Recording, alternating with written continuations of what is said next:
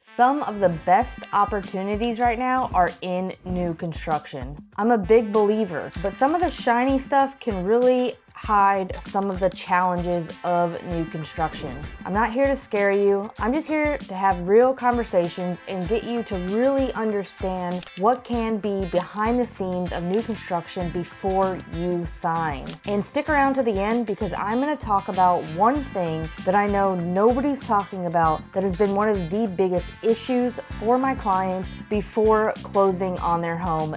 Do not miss this. It's going to save you thousands of dollars. I'm Steph Bartone, your new construction specialist. I help clients every week go through the process of either building or finding the best priced inventory home for their lifestyle. If you have any questions or it's something that you're looking to do, give me a call, shoot me a text. My info is below. All right, let's get into it.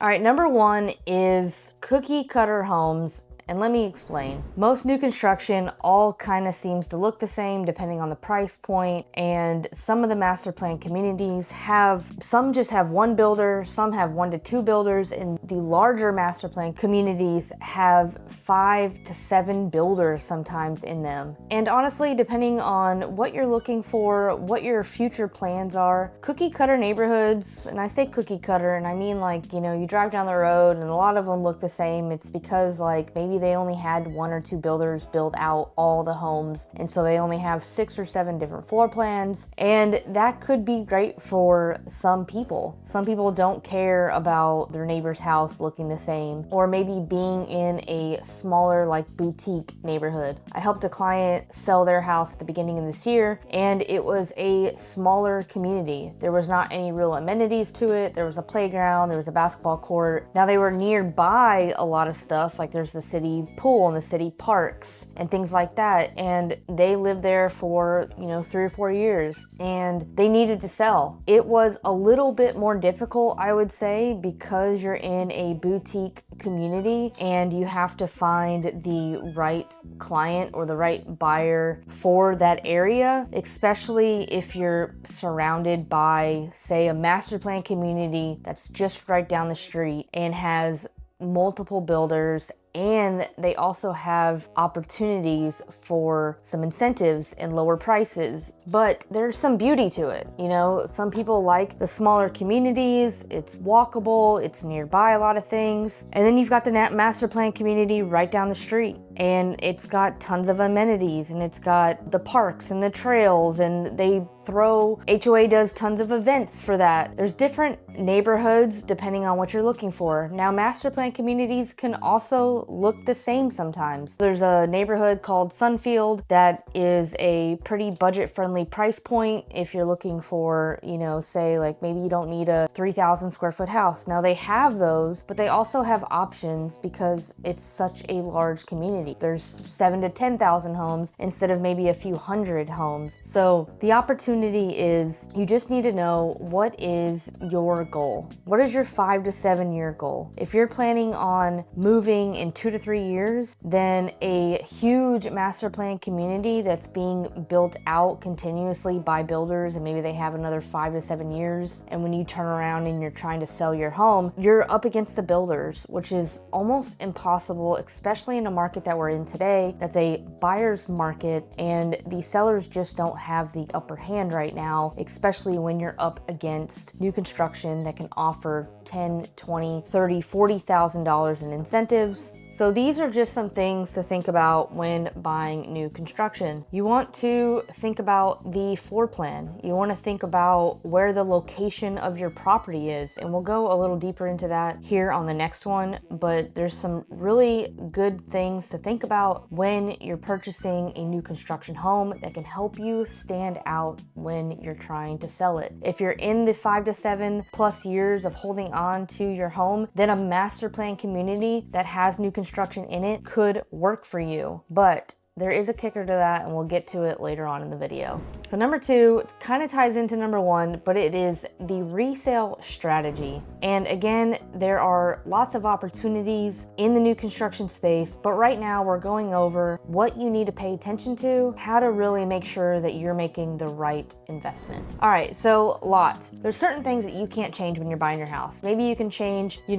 can buy different floor plans, you can change the cosmetics, you can change the bathtub, you can change your quartz countertops and things like that. But things that you cannot change that you want to pay attention to, especially when you're buying in a new construction area and possibly need to sell in 2 to 3 years, or maybe you go through a divorce, or you get married and you need more space, or your job changes, or there's so many different things that clients call me every week. They bought a house a couple years ago. They did not plan on moving. They need to sell. So how can we be different from the rest? So the lot, you can get the premium lot that's like kind of a pie shape. You can pay attention to, are you ever gonna have any back neighbors? Are they gonna build behind you? Do you have a busy street behind you? Is the backyard space usable? And I'll explain that here in just a few minutes, but there are some backyards that makes resale so much more difficult. Another one is structure. So unless you're building a custom home, you can't typically change the structure, but there are some things with the layout that you can choose when you're first buying a home that could really help the resale value. And one of them is being that the main level bedroom or the primary bedroom is on the bottom floor. Now, I'm not saying if you have all your bedrooms upstairs, you can't sell, but I just went through this with the client. You definitely lose some of the buyer pool, say older people that can't or are not able to walking up and down the stairs anymore. So for instance, like if you're getting a bit older or you have older parents, like you don't want to have all the bedrooms upstairs. And so, when we were selling my client's house and all the bedrooms were upstairs, the family that we did find for this house loved it. They had a newborn baby, they are like new parents, and so they loved the fact that all the bedrooms were upstairs. But there were so many people that came through the house that didn't like it. So it's just something to think about. Another thing is extended patios. I think these are something that you definitely should do as you're purchasing the property. Now, could you extend your own patio after closing? Of course. I have clients that do that all the time, but there's some things to pay attention to, and the builder might not tell you. It's in the small print. And I tell my clients this every time we go through the process is if you're going to buy a new construction home and you want to extend the patio after, you cannot connect or pour up against the slab of your house, or it totally voids out the warranty of your home. Yes, that 7 to 10 year warranty that you're getting voids out because you poured or rebarbed into your current slab. This is huge. So please pay attention to this whenever you're purchasing. Talk to a real estate professional, whether it's myself or your real estate agent that you have currently, because this is something that I know many builders have not told my clients, and it's something that I have to bring up through the process when we're looking at property. All right, some other things that you could do to the house that could really differentiate your home to your neighbor's house is having tons of windows, lots of natural light, having 8-foot door frames, which is huge because sometimes they're only 6 feet, and the 8-foot makes a huge difference in a house. Having the higher ceilings, people love that. Whether it's a 1-story or 2-story, having the vaulted ceilings, it makes the house feel open. Having a 3rd car garage. Now, this is not a must, but if you have a 3rd car garage, or if you have a 2-car garage, finding a garage that has like that extra storage space, that like almost like a half car bump out, and that is huge. People are always traveling with a lot of stuff, or they move with a lot of stuff and they need extra storage space. And yes, here in Texas, we have attics, but we do not have basements. I miss basements. A lot of my family lives up north and they have basements, and I wish we had them down here, but the ground is way too hard. So you don't have that extra space that maybe if you're coming from the north, you're used to having. So it's always nice to have extra space. And things like pre-wiring, like Cat 6 wiring instead instead of the 5. The surround sound, whether if you get surround sound, maybe even just on the downstairs. Again, it's not a must, it's just a special touch. Or like a lot of people have electric cars, putting a 220V in your garage, or having the water softener loop. Now that's major in my opinion, because you don't have to worry about the plumbing.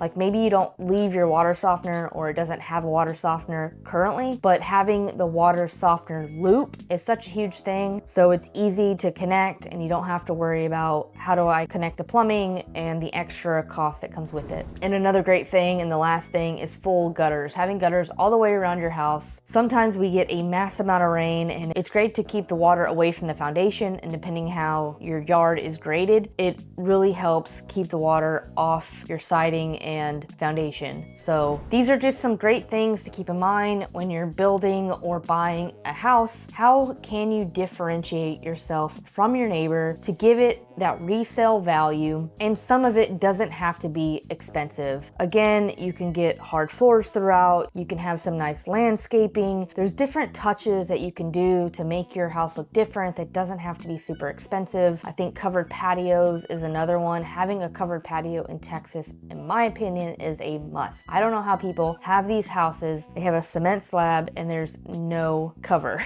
It gets so hot here. I definitely think it is a bonus, not just to enjoy, but obviously for your resale value. All right, so number 3 is what I hear a lot, whether it was a plan or something that just happened because they had to move. We'll just rent it. Well, we gotta move, let's just rent it. Well, some HOAs have limits to how many people they allow to rent. Now, we don't see that too often in the master plan communities, but even if you live in like say a condominium, whether they look like they're single family homes because they're freestanding condos or they're townhomes, depending on the HOA, there can be restrictions on especially short term, but some even on long term. So those are some things to keep in mind whenever you're purchasing. If you do decide or you think it could be a factor, make sure that those are options before you close on your home. Also, some other things that come along with renting or just owning a home, period. Think about if you're in a PID or a MUD, or your taxes, your insurance. All of these costs can fluctuate. So you need to keep that in mind whenever you're looking to rent. You know, are the rental numbers good?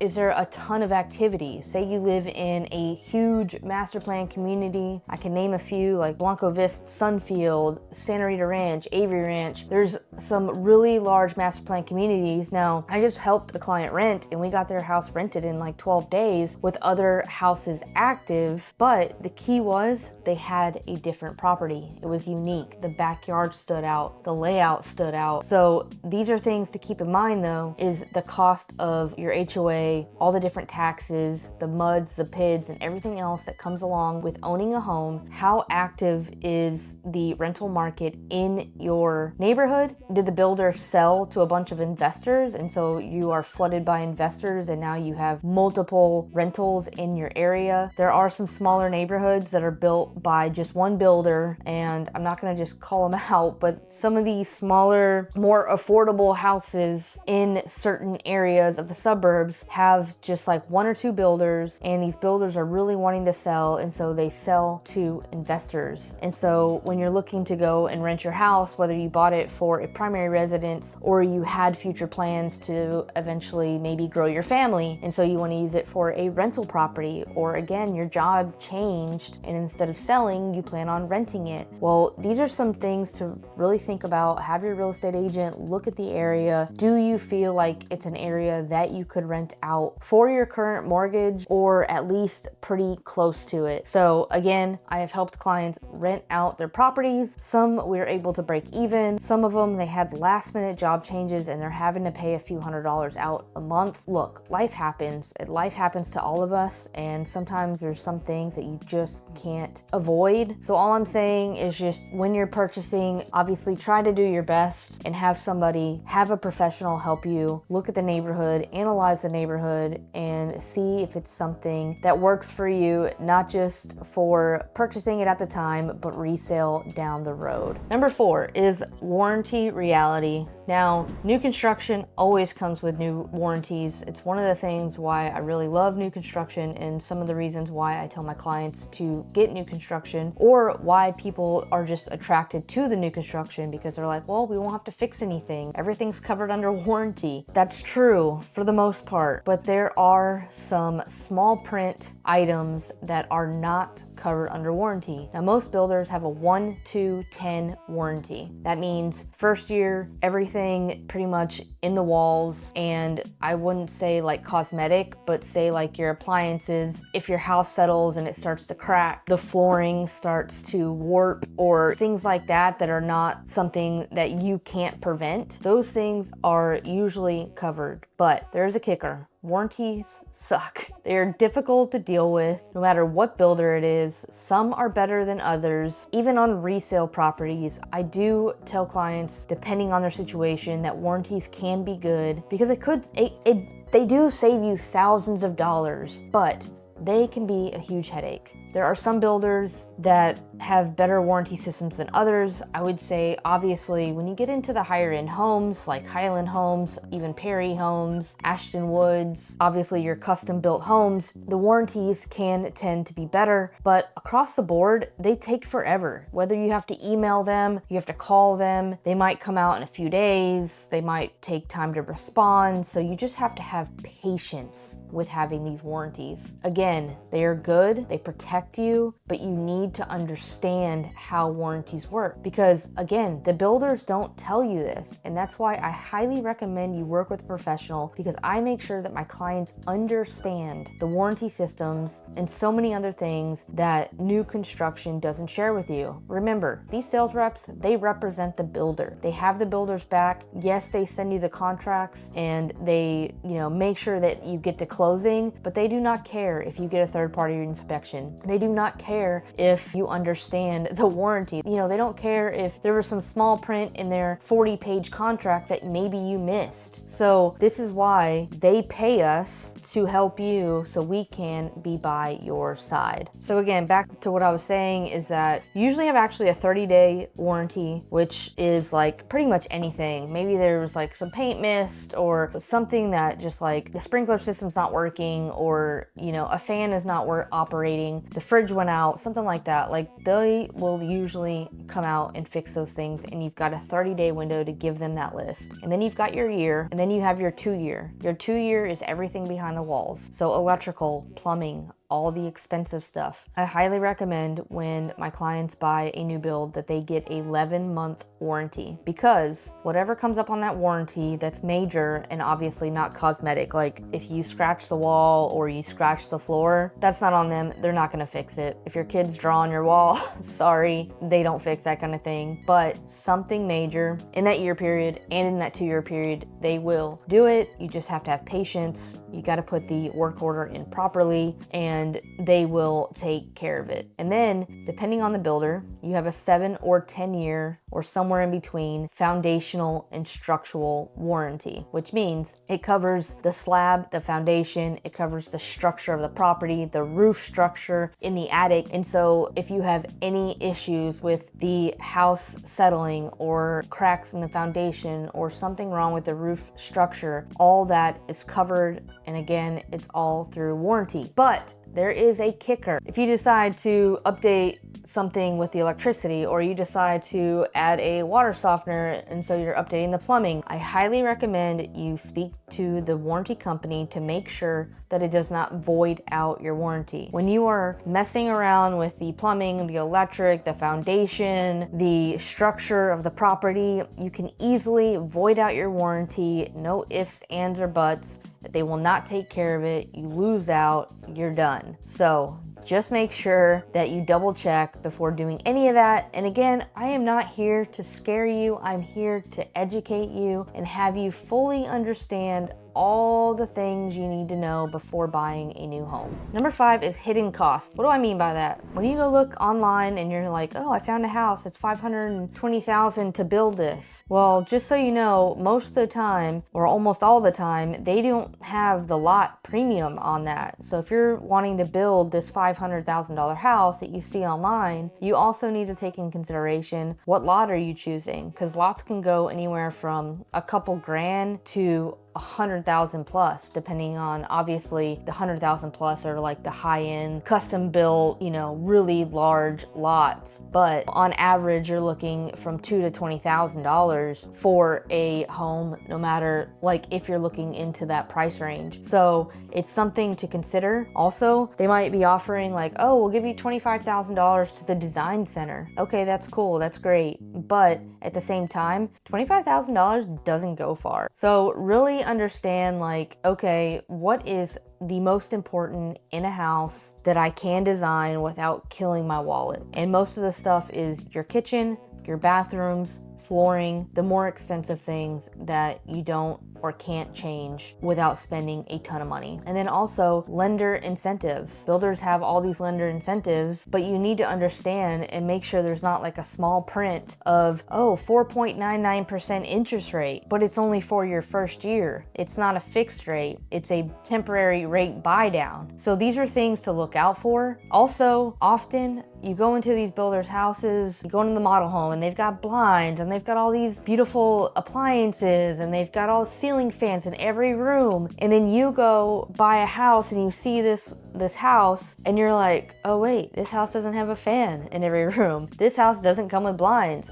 It doesn't even come with a garage door opener. This is something I came across not that long ago because they're trying to build more affordable homes. So builders have different floor plans. They have like the budget-friendly floor plan for maybe a first-time home buyer or somebody that needs, you know, a more affordable house. So they take out some of the expense, but they don't tell you about it. So this actually happened to a client when we were buying a house and we went to go walk multiple properties. They found the one they liked, but their house that they were actually choosing was still under construction, so we couldn't see all the finish outs. And the builder wasn't gonna tell them that there's no fans upstairs. They actually don't come with an automatic garage door opener. They don't come with that water softener loop you saw. So these are like super important things to know that yes, we can actually negotiate for. I've negotiated blinds, washers and dryers and fridges. I've been able to get gutters. I've been able to get the price down, you know, $25K plus. I've been able to get them like the water softener loop, or, you know, there's so many different things that we can negotiate. But if you're buying your first house or you haven't bought a house in a really long time and you're just walking in, you've got that adrenaline going and the builder's like, come on, let's sign, let's get this done. And you forget to ask, once you sign that contract, forget it. They're not giving you anything. So again, they pay us. Hire a real estate agent to help you make sure that you get the best deal and you don't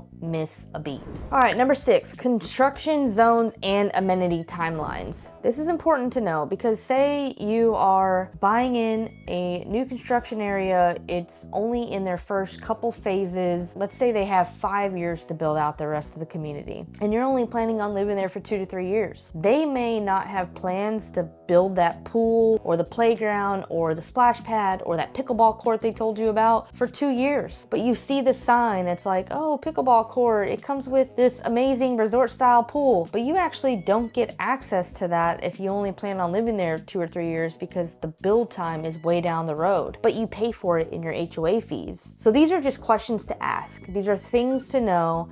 If you plan on living there 5 to 7 years, that's awesome. But you also still pay for those HOA fees to maybe not have the amenities. And sometimes that's totally okay. But I just like my clients to fully understand, get the whole picture, and know that you could actually pay for HOA before your amenities even exist. And then as far as the construction zone, let's say you're building on a brand new street, all the houses are finished on your street, there's green space behind you, but little do you know, they're building and those lots are available behind you. In 6 months, you're gonna have construction banging 6:30 in the morning. Now, that may not bother you, but if it does, if you have a late night job, or maybe you've got young kids, or whatever it may be, it doesn't matter. You just need to know that there's dust, there's nails, there's early morning pouring concrete or building the frame. So just understand these things before you build. Ask questions. How long until the lot behind me is going to be finished? How long until this phase that I'm in is going to be finished? Those are just really good things to know that people just forget to ask. And another thing, we spoke about this earlier, but when you're looking to sell and say you're in that 3 to 5 timeline, and again, the builder maybe has 5 to 7 to 10 years before they're going to finish out the subdivision, it's probably not the best neighborhood to purchase in if you know you're not going to be there for a long time. Because again, we spoke about this in the beginning, but you cannot compete with the builders. Maybe you only have 2 or 3 years of equity in your home. So things to think about. Now, again, life happens. Maybe you don't know, and that's why we spoke about it earlier. It's cool if you can, trying to find that unique look of the house, the unique patio, the unique backyard. So not having that west facing backyard, because if it's west facing, obviously you're gonna get the beaming sun in the backyard. You can't even enjoy the pool or the patio. These are just definitely things that people don't think about, again, but could be crucial to your resale value. So just keep an eye out for those things. All right, number 7 is taxes, PIDs, and MUDs. Now, I work a lot in the Austin, Texas suburbs, and every new construction, I'm pretty sure almost every, if not every new construction neighborhood has a PID or a MUD. Now, a PID is something that you pay off in the future. A MUD never goes away, but PIDs are something that don't get paid off for, say, 25 or 30 years. So most people don't live in their houses that long, so it doesn't even matter that there's actual payoff. What to be careful of, again, I was helping a client. We were looking at 2 different neighborhoods. One was in Austin, one was in Buda, but they were so close together, there wasn't too much of a difference as far as location goes. But one had a PID and the other one didn't have a PID or a MUD. And the one that had a PID had a lower tax rate, but the PID was like almost $300 a month. And the builder didn't even say anything until I asked, which to me is just crazy because people don't think about that. They look at their monthly payment and they're like, oh, okay, like the taxes, the insurance, the HOA fees, okay, cool, we got all that figured out. My payment's $2,500 a month. And then little do you know, you've got a PID on top of that, that's an extra $300 a month. That is a lot for some people. So it's really good to understand and to know. I can make a separate video what PIDs and MUDs are to go a little bit more into depth, but just understand that that's something that you need to know and ask whenever you're dealing with new construction. All right, number 8, last one. Well, actually I've got one juicy one for you, but number 8, inspections. Builders do their own inspections. They have to go through the city inspections, but they are pretty basic as far as what their inspections have to pass by. Now, I'm not saying like the city's just loose and they just let anybody like slap up a house. But what I'm saying is that they just have to pass these inspections, and they don't care if there's some roof shingles missing, or there might be like an electrical issue, or there could be like crack on the flooring, or the disposal doesn't work. There's so many different things that come up on inspections, the grout, that people don't talk about. So there are a 3-phase inspection, which you can do pre-pour, pre-drywall, and then final. Or what most of my clients do is just the final. The final inspection, you get the inspection done by a third party, you give that inspection to the builder, and they use that as their checklist, and they get all that stuff done prior to closing. Now, every once in a while, there's a letter that they write stating that we will get these items done post-closing because maybe they couldn't get something in. Say like the cabinet door needed to be changed. They just couldn't get that cabinet door in before. So they write a letter saying that they promised to get these things done, and that's totally fine. But most of the time they get all your stuff done before you close. And so